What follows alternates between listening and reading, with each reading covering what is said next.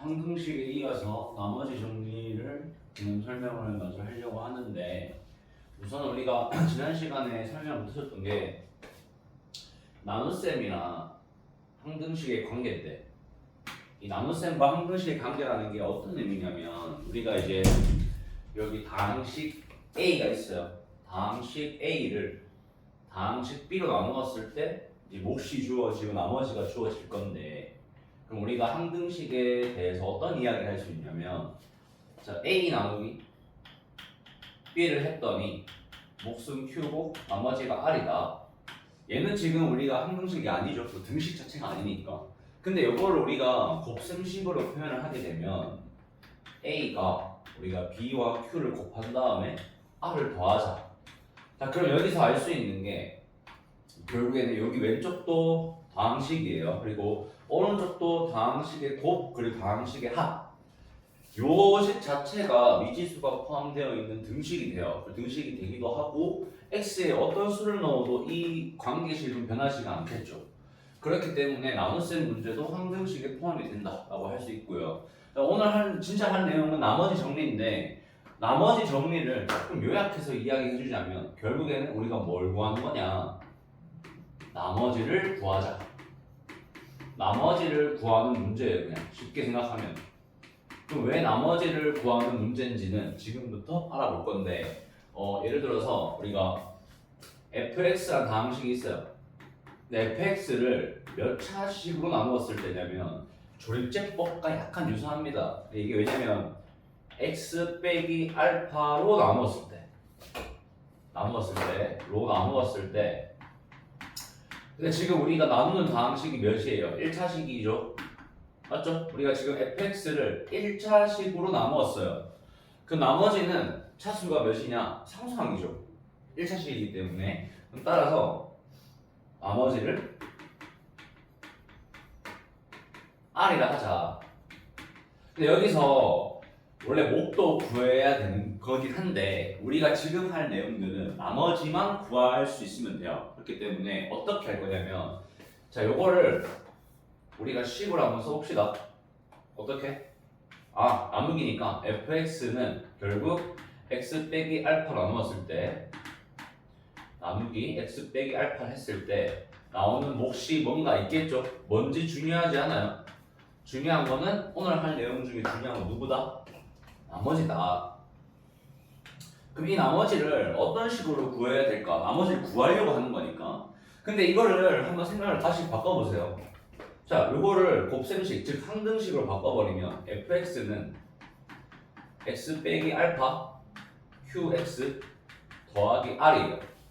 왜? 지난 시간에 항등식 리정계수법이라고 하면서 수치 대입법이랑 계수 비교법 했잖아요. 근데 여기서 한 가지 보니까 내가 구하고 싶은 이 나머지 요 녀석만 구하고 싶다. 그렇다는 말은 다르게 얘기해서 이 녀석은 없어도 된다. 맞아요?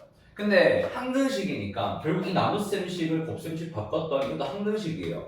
항등식이고 내가 지금 구하고 싶은 게 R 하나만 구하면 돼요. 그러면 수치 대입법과 계수 비교법 중에 뭘 사용할 수 있냐 하니까 계수 비교법 말고 수치 대입법이 가능해요.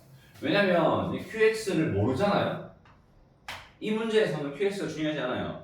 나머지만 구하는 거다. 근데 QX가 뭔지 몰라도 되는 게, 우리는 X에 알파를 집어넣게 되면 어떤 일이 벌어질 것 같아요?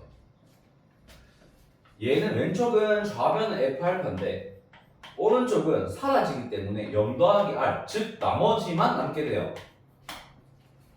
그러면 우리가 할 수 있는 이야기는, 이걸 보고 알 수 있는 게, R은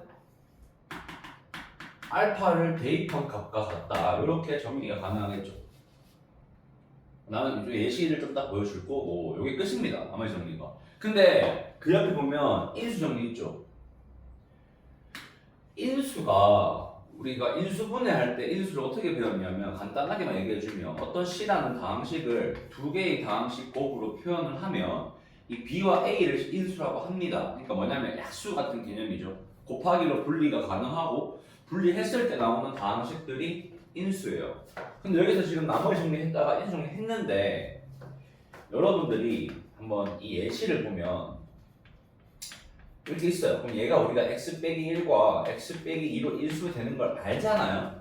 근데 이거를 관점을 어떤 식으로 보냐면 내가 요 다항식을 이걸로 나누었을 때 얘는 몫이에요. 나머지가 뭐죠? 0이에요. 없어요, 얘가 지금. 근데 나머지가 0이라는 개념은 뭐다? 나누어 떨어진다예요. 그러면 이걸 인수라고 하는데 우리가 인수 정리라고 돼 있으니까 나머지가 없는 정리입니다. 그러니까 쉽게 말하면 인수 정리는 요약하면 요 녀석을 나머지가 0이 나머지 정리다. 이렇게 정리가 가능해요. 그래서 우리가 인수 정리에 대해서 한번 해보면 자, 똑같이 이번에 fx를 x 빼기 알파로 나눠요. 나누었을 때 그러면 여기 나누게 되면 당연히 곱셈식으로 표현이 가능하겠죠? 나머지를 똑같이 r이라 하자. 나머지를 r이라 하자.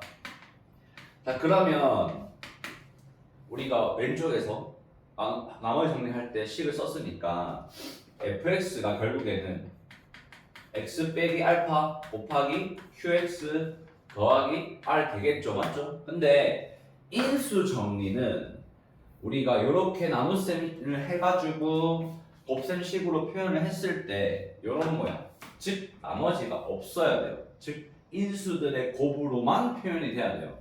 그러면 얘가 어떻게 돼야 돼요? 없어져야겠죠. 맞나요? 그러면 r이 0일 때 얘가 F알파 정리하면 F알파가 뭐다? 0이다. 이런 경우가 인수 정리인 거예요.